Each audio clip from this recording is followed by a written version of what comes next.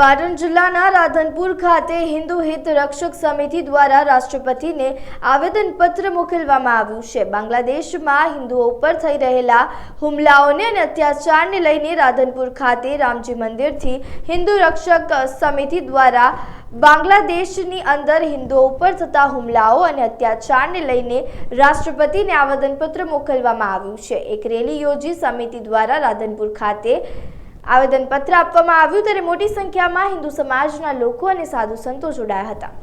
જય શરમ।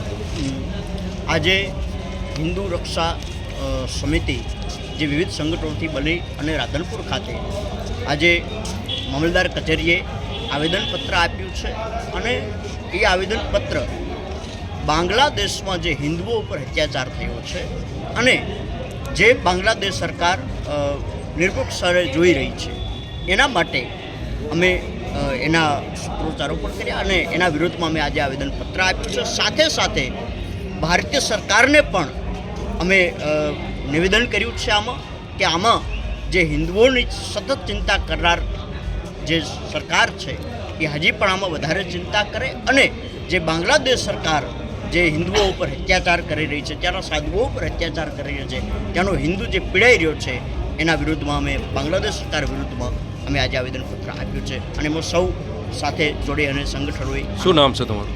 બટુક મહારાજ રામ સેવા આશ્રમ રજૂ કરે।